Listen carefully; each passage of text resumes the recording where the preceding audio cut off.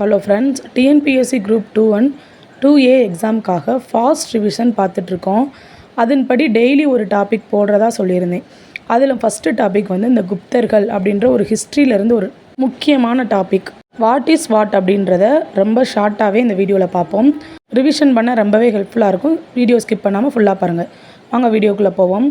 குப்தர்கள் அவங்களோட காலம் எப்போ அப்படின்னா 240 ஸ்டார்ட் ஆகுது. இது வந்து யார் முதல் வந்து தோற்றுவிக்கிறாங்க அப்படின்னா ஸ்ரீகுப்தர் அப்படின்றவங்க. ஸ்ரீகுப்தரும் அவங்களோட மகன் வந்து கடோத்கஜர், இவங்க 2 பேரும் சேர்ந்து தான் குப்த வம்சத்தோட அடிக்கல்ல நாட்டுறாங்க. அதுக்கப்புறம் வந்து இவர்கள் 2 பேருமே வந்து எப்படி அழைக்கப்பட்டதா கல்வெட்டு சான்று இருக்குன்னா மகாராஜா அப்படின்னா ஸ்ரீகுப்தரும் கடோத்கஜரும். ஞாபகம் வச்சுக்கோங்க.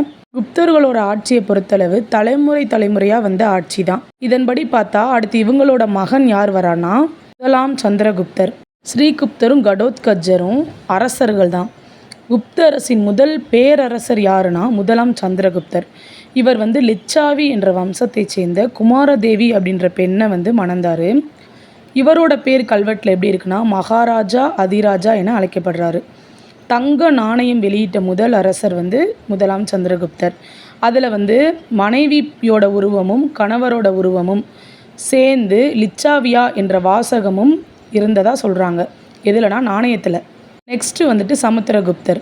சமுத்திரகுப்தரோட காலம் வந்து 335 முதல் 380 வரை. இவரோட ஆட்சிக்கான மிக முக்கிய சான்று வந்து பிரியாகை மெய்கீர்த்தி அலகாபாத் தூண் கல்வெட்டு. மௌரிய பரம்பரையை சார்ந்தவராக அவரை சொல்கிறாங்க. டெல்லி மேற்கு உத்தரப்பிரதேசத்தின் 4 அரசர்களை அவர் வென்றிருக்காரு.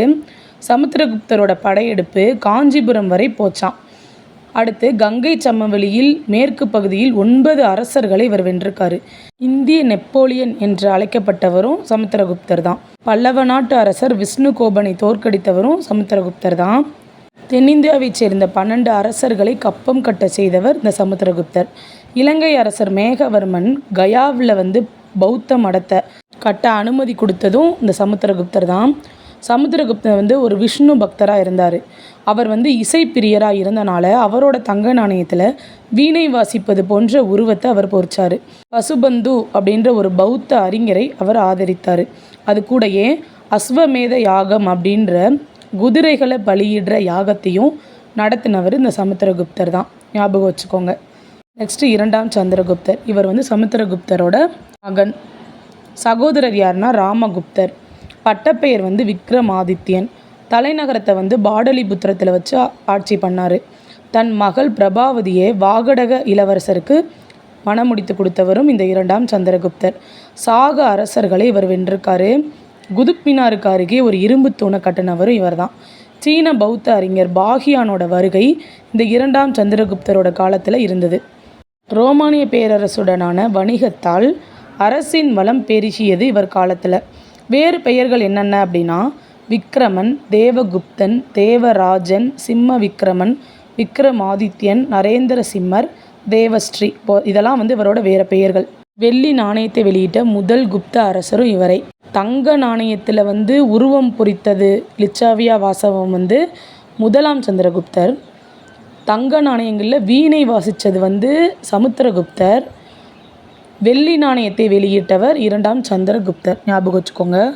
நெக்ஸ்ட்டு மிக முக்கியமான ஒரு டீட்டெயில் இவரை பற்றி. இவரோட அவையில் தான் நவரத்தினங்கள் அப்படின்ற ஒரு அவை இருந்திருக்கு. அதில் காளிதாசர் அப்படின்றவர் சமஸ்கிருத புலவராகவும், ஹரிசேனர் அப்படின்றவரும் சமஸ்கிருத புலவர், அமரசிம்மர் அப்படின்றவர் அகராதியியல் ஆசிரியர், தன்வந்திரி மருத்துவராகவும், சன்கு கட்டடக்கலை நிபுணராகவும், காகபானகர் வந்து ஜோதிடராகவும், வராகமிகிரர் வானியல் அறிஞராகவும், வராச்சி இலக்கண ஆசிரியராகவும், விட்டல் பட்டர் மாய வித்தகராகவும் இவரோட அவையில் சிறப்புடன் இருந்திருக்காங்க. இவருக்கு பின்னாடியே வீழ்ச்சியை சந்திச்சிருச்சு.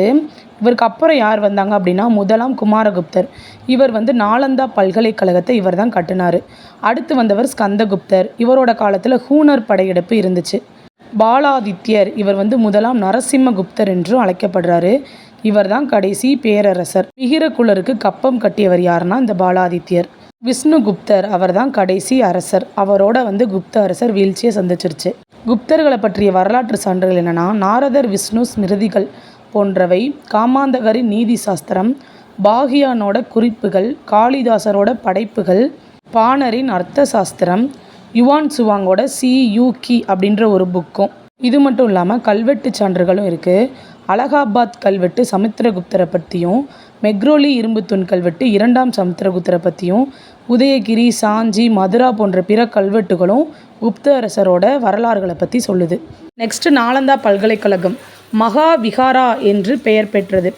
பண்டைய மகத பேரரசோட பெரிய பௌத்த மடாலயமாக அந்த நாலந்தா பல்கலைக்கழகம் விளங்கியிருக்கு. கிபி 5ஆம் நூற்றாண்டில் இருந்து 1200 வரை புகழ்பெற்ற ஒரு கல்விச்சாலையாக அந்த நாலந்தா பல்கலைக்கழகம் இருந்திருக்கு.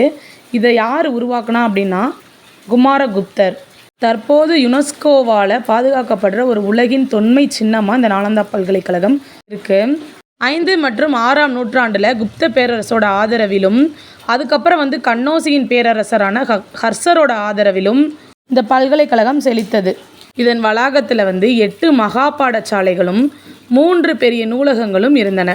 இப்பல்கலைக்கழகத்தில் தான் சீன பயணி யுவான் சுவாங் பௌத்த தத்துவத்தை பற்றி படிப்பதில் பல ஆண்டுகள் செலவழிச்சிருக்காரு. இங்கேயே தங்கி படிச்சிருக்காரு.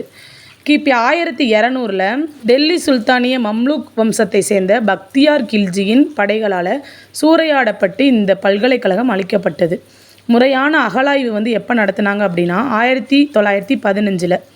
அப்போது 12 ஹெக்டர் பரப்பரில் அமைந்திருந்த 11 மடாலயங்களும் பல செங்கல் கோவில்களும் இங்கேருந்து கண்டுபிடிச்சிருக்காங்க. அண்மையில் இந்தியா தன்னோட கிழக்காசிய நாடுகளோட உதவியோட இப்பல்கலைக்கழகத்தை பாதுகாத்து வருகிறது. புத்தர்கள் டாப்பிக்கில் முக்கியமானது எல்லாமே பார்த்தாச்சு. இது கூட வரிகளும் நிலத்தோட பேர்களும் என்னென்ன அப்படின்றத பார்த்துக்கோங்க. ஆல்ரெடி குட்டி குட்டி ஷார்ட்ஸ் போட்டிருப்பேன், அதையும் இந்த டிஸ்கிரிப்ஷன் பாக்ஸில் நிப்பாட்டுறேன், நீங்கள் பார்த்துக்கோங்க. உங்களுக்கான கேள்வி, இந்திய நெப்போலியன் யார்? நாலந்தா பல்கலைக்கழகத்தை யார் கட்டுனா யார் இடிச்சா? கமெண்ட் பாக்ஸில் கமெண்ட் பண்ணுங்கள். தேங்க்ஸ் ஃபார் வாட்சிங். வேறொரு இம்பார்ட்டன்ட் டாப்பிக்கில் சந்திக்கிறேன். பாய்.